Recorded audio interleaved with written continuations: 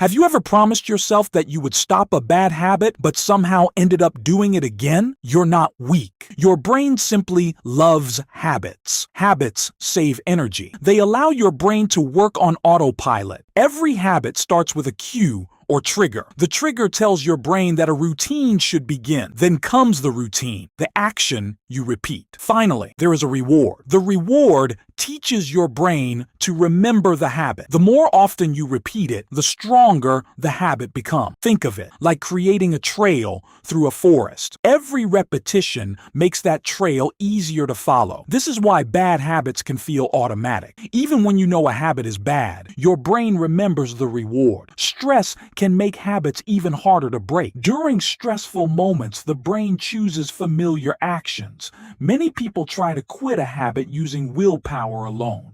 But willpower gets weaker when you are tired or distracted.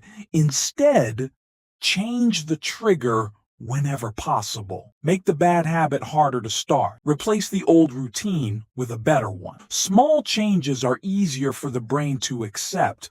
Progress is built through repetition, not perfection. Missing one day does not destroy your progress. Keep practicing the new behavior again and again.